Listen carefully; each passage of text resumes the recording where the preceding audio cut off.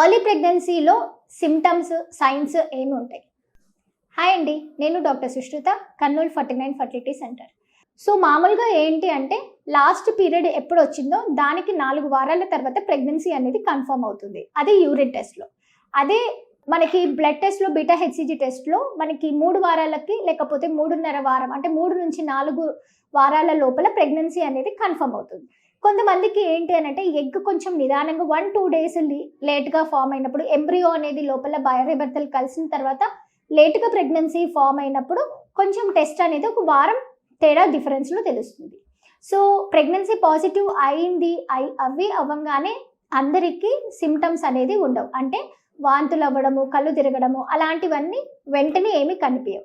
So ఒక వారం తర్వాత కనిపించే ఛాన్సెస్ ఉంటాయి, కొంతమందికి ఒక నెల తర్వాత కనిపించే ఛాన్సెస్ ఉంటాయి, కొంతమందికి అసలు అలాంటి సిమ్టమ్సే ఏమీ ఉండవు. సో మోస్ట్లీ ఏంటి, ఫస్ట్ ప్రెగ్నెన్సీ కన్ఫర్మ్ అయిందా లేదా అని తెలుసుకోవాలి అని అంటే ఒకటి బీటా హెచ్సిజీ టెస్ట్, అంటే బ్లడ్ టెస్ట్ ద్వారా తెలుసుకోవచ్చు 4 వారాలకి. లేదా యూరిన్ టెస్ట్ అనేది ఒక 5 నుంచి 5.5 వారం లోపల కనుక్కొని యూరిన్లో ప్రెగ్నెన్సీ 2 లైన్స్ వచ్చాయా లేదా అని తెలుసుకునే అవకాశం ఉంటుందన్నమాట.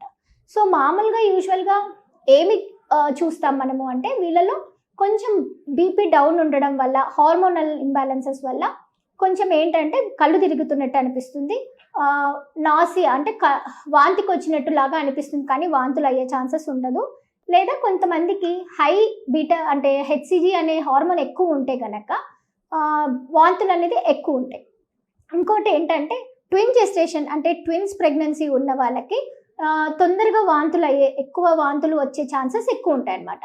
సో ఇలాంటి సైన్స్ని చూసుకొని ప్రెగ్నెన్సీ ఉందా అని కనుక్కోవచ్చు. కొంతమందికి ప్రెగ్నెన్సీ కన్ఫర్మ్ అయిపోయిన తర్వాత ఒక 5 వారాల నుంచి కొంచెము బ్రెస్ట్ పెయిన్ రావడము, లేకపోతే కొంచెము బాడీ అనేది ఉబ్బిపోవడము అలాంటి కొంతమందికి తెలుస్తుంది, కానీ అందరికీ కాదు. సో మోస్ట్లీ చూడాల్సింది ఏంటి అని అంటే కడుపు నొప్పి అలాంటివి ఏమన్నా ఉన్నాయా అని చూసుకోవడము, లేదంటే మామూలుగా వాంతులు లాంటి ప్రాబ్లమ్స్ ఏమన్నా ఉన్నాయా అని తెలుసుకుని బ్లడ్ టెస్ట్ లేకపోతే యూరిన్ టెస్ట్ చెక్ చేసుకుంటే మాత్రం ఖచ్చితంగా మనకి ప్రెగ్నెన్సీ పాజిటివ్ ఉందా లేదా అనేది తెలుస్తుంది.